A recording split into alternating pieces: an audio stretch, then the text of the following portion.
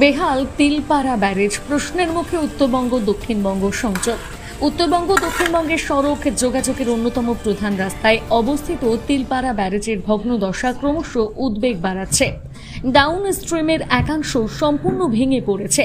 ব্যারেজের নিচের অংশ কোথাও কোথাও ভাসমান অবস্থায় রয়েছে, যা বড়সড় দুর্ঘটনার আশঙ্কা সৃষ্টি করেছে। দীর্ঘদিন ধরে মেরামতির অভাবে ব্রিজের তলদেশ চূর্ণবিচূর্ণ হয়ে গেছে। বর্তমানে জোর কদমে মেরামতির কাজ শুরু হলেও বাধা হয়ে দাঁড়িয়েছে বীরভূম ও ঝাড়খণ্ডের লাগাতার অতিবৃষ্টি। এই অবস্থার মধ্যে ব্যারেজ থেকে জল ছাড়তে বাধ্য হচ্ছেন কর্তৃপক্ষ। গাড়ির চালকদের আশঙ্কা যে কোনো সময় বড় দুর্ঘটনা ঘটতে পারে। তবে প্রশ্ন থেকে যাচ্ছে, উত্তর ও দক্ষিণবঙ্গের গুরুত্বপূর্ণ এই সড়কপথ আদৌ পুরোপুরি কতটা সুরক্ষিত ও মেরামত যোগ্য থাকবে ভবিষ্যতে।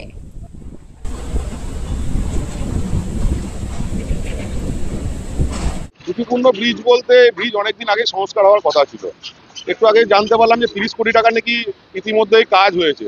তো কি কাজ হয়েছে আমরা দেখতেই পাচ্ছি, সেই কাজ কোথায় হয়েছে, কিভাবে হয়েছে বা কত টাকার কাজ হয়েছে কিছুই বোঝা যাচ্ছে না। এখন তো আমরা যেটুকু দেখতে পাচ্ছি যে খুবই ঝুঁকিপূর্ণভাবে যান চলাচল করছে। ব্রিজের অংশ ফেটে পড়েছে, ব্রিজের পিলার ফেটে গেছে, ব্রিজের সাপোর্ট গার্ড ভেঙে গেছে। তারপরেও ঝুঁকিপূর্ণভাবে মানুষ বাধ্য হয়ে যাতায়াত করছে উপায় না থাকার জন্য। জল দেখুন, বর্ষাকালে যদি প্ল্যান মাফিক কাজ যদি না হয়, যদি বর্ষা জল ছাড়া সময়ে যদি সেখানে কাজ শুরু হয়, তাহলে এই অবস্থাই হবে। কারণ দেখুন, আমাদের সরকারের তো পরিকল্পনা বলে কিছু নেই। যখন যেটা ইচ্ছা হয় উঠলো বাই তো আমরা কটক যাই। তো সেই অবস্থা হওয়ার জন্য ব্রিজের মেশিনগুলি ভেসে গেছিল। কারণ বর্ষাকালে যদি কোনো রিভার বেডে মেশিন থাকে, সে মেশিন তো ভেসে যাওয়াটাই স্বাভাবিক, অস্বাভাবিকতার কিছু নেই। দেখুন, হয়তো বিকল্প কিছু ব্যবস্থা হবেই তখন, কিন্তু আমার মনে হয় যে আগে থাকতেই সেই ব্যবস্থাগুলি করে রাখা উচিত। কারণ যদি আমাদের এই ব্রিজটা যদি ভেঙেই যায় বা কিছু হয়ে যায়, তাহলে শুধুমাত্র আমাদের বীরভূম নয়, সঙ্গে মুর্শিদাবাদ মালদা অব্দি মানুষ অসুবিধায় পড়বে।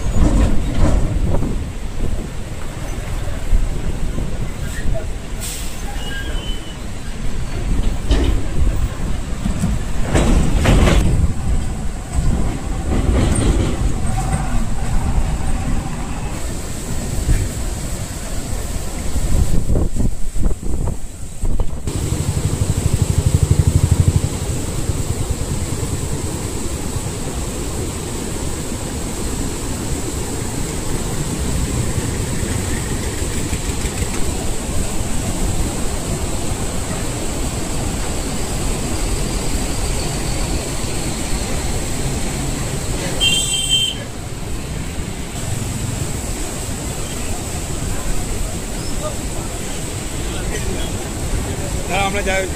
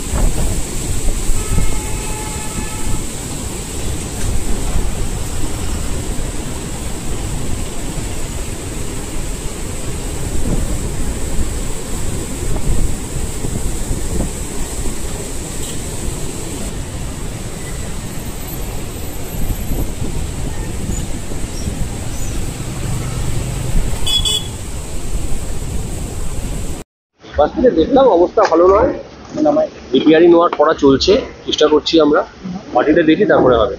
আচ্ছা, ফাটলের যে বিষয়টা এটা কি আছে? কোনটা? ফাটলটা কিছু আছে? ফাটল সমস্যা হচ্ছে ফ্লোর থেকে বেডটা এতখানি নেমে গেছে, সমস্যা হচ্ছে এখানে ভর্তি করাটাই আপাতত হচ্ছে গিয়ে চ্যালেঞ্জ। দেখা যাক, চলবে। তারপরে এরকম অবস্থা।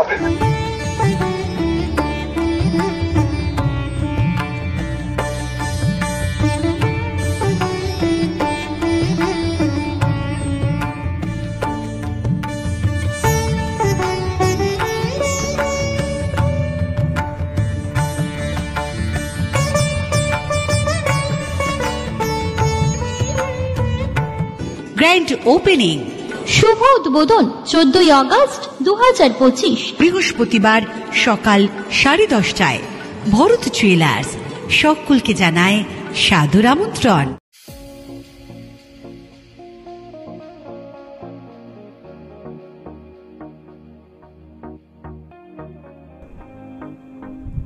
সই ক্যাফেটেরিয়া শান্তিনিকেতনের স্বাদ ও সৌন্দর্যের ঠিকানা। শান্তিনিকেতনের একদম কাছে গোয়ালপাড়া নদীর ধারে সবুজে ঘেরা এক মনোরম পরিবেশে গড়ে উঠেছে সই ক্যাফেটেরিয়া। প্রকৃতির কোলে নির্মিত এই ক্যাফেটেরিয়াতে সকাল থেকে রাত যে কোনো সময় আপনি উপভোগ করতে পারেন সুস্বাদু খাবারের সম্ভার। সকালের হালকা ব্রেকফাস্ট হোক বা দুপুরের জমজমাট লাঞ্চ, সন্ধ্যা স্ন্যাক্স অথবা রাতের ডিনার, সবই মিলবে এক ছাদের নিচে। চাইনিজ, কন্টিনেন্টাল অথবা খাঁটি বাঙালিয়ানা খাবারের স্বাদ পেতে এখনই আসুন সই রেস্তোরাঁয়। পরিবার বা বন্ধুদের নিয়ে একবার এলেই বারবার আসতে মন চাইবে। রেস্তোরাঁর প্রাকৃতিক পরিবেশ, আন্তরিক পরিষেবা এবং সুস্বাদু রান্না আপনার মন জয় করবেই। আজই পরিকল্পনা করুন শান্তিনিকেতনে এক স্বাদ ভ্রমণের, আর আপনার পরবর্তী গন্তব্য হোক সই ক্যাফেটেরিয়া।